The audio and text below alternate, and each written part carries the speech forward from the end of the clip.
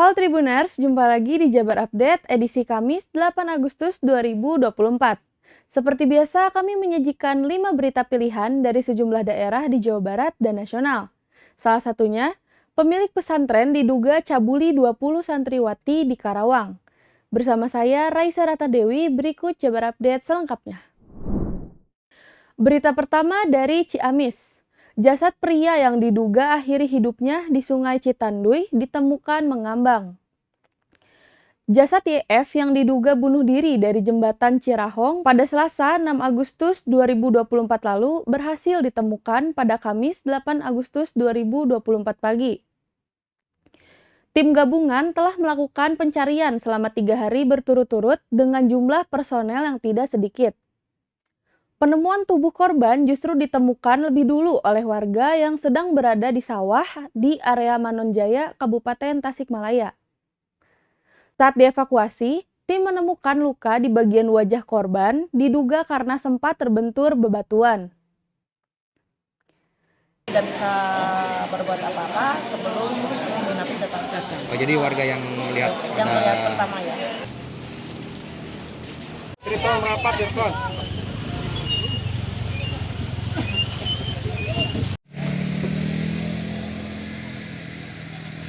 Siap dan siap Triton. Lebih kedua yang kemarin kita cari 7 sampai 10 meter itu kedalamannya. Kemarin pun kita nyangkut, sebetulnya di situ kita nyangkut jangkarnya. Cuma belum bisa tertarik. Mungkin kita berpikiran bahwa itu nyangkutnya di batu atau di akar atau di apa gitu. Belum berpikiran bahwa itu adalah korban, tetapi kita berpikir. Kita beralih ke Sukabumi. Bus jurusan Bogor Pelabuhan Ratu ludes terbakar di Sukabumi. Beruntung tidak ada korban jiwa ataupun korban luka. Bus MGI jurusan Bogor Pelabuhan Ratu terbakar di Jalan Nasional Cibadak Pelabuhan Ratu, Kecamatan Cibadak, Kabupaten Sukabumi pada Rabu 7 Agustus 2024. Bus terbakar saat melaju dari arah Bogor menuju Pelabuhan Ratu. Di dalam bus tersebut terdapat 15 orang. Sopir bus, Nurohim, mengatakan awalnya ia melihat kepulan asap dari depan bus saat mengoper gigi. Ketika melaju di tanjakan, ia pun lantas memberhentikan laju kendaraan dan turun dari bus. Saat itu, Nurohim meminta seluruh penumpang untuk turun karena ia melihat percikan api dari bawah bus. Kejadian tersebut membuat penumpang bus kaget. Seorang penumpang, Laras, mengaku melihat kepulan asap itu sebelum diminta turun dari bus oleh sopir. Laras mengatakan dirinya menunggu dijemput saudaranya karena masih merasakan syok jika harus melanjutkan perjalanannya dengan kendaraan umum. Dalam peristiwa itu tidak ada korban luka maupun korban jiwa. Seluruh penumpang dan kru berhasil selamat. Penumpang langsung keluar hari ini, detik sekarang juga. Nah dari situ Pak, setelah penumpang keluar, api mulai membesar, dibarengi dengan asap tebal. Itu kendalanya konslet atau gimana Pak? Nah, dari bawah itu udah ada api Pak. Udah ada api? Iya. Ditambah asap tebal. Kan? Jadi saya putuskan untuk mengevakuasi para penumpang dulu. Bau minyak tanah Pak, Nah, terus abis itu keluar asap. Kita beralih ke Garut. Mantan Sekjen PKB, Lukman Edi dilaporkan ke polisi akibat dugaan ujaran kebencian. Kader Dewan Perwakilan Cabang, Partai Kebangkitan Bangsa, Kabupaten Garut laporkan mantan Sekjen PKB Lukman Edi ke polisi. Pelaporan itu dilakukan langsung oleh 3 orang kader partai ke Mapolres Garut pada Rabu 7 Agustus 2024.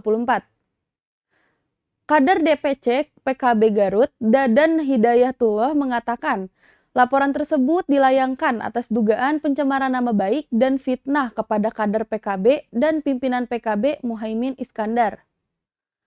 Ia menuturkan, terkait tuduhan peran kiai yang dikurangi, hal tersebut menurutnya tidak mendasar, termasuk tuduhan tata kelola keuangan yang tidak transparan. Menurutnya, tata kelola keuangan di partai yang didirikan oleh Gus Dur itu dalam kondisi baik dan kondusif.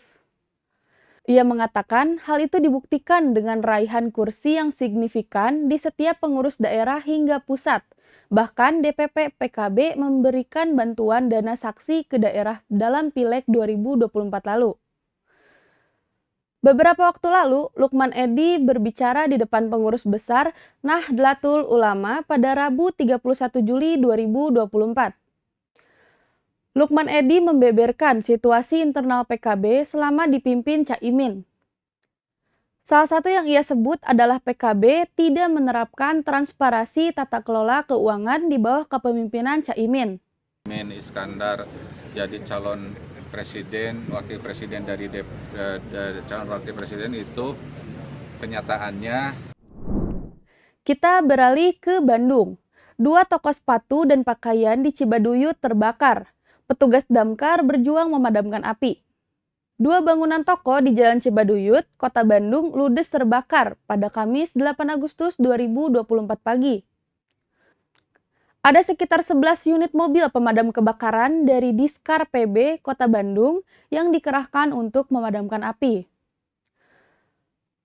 Risarsoni yang merupakan petugas keamanan di lokasi menjelaskan bahwa 2 toko yang terbakar ini merupakan gudang dari toko yang menjual pakaian dan sepatu.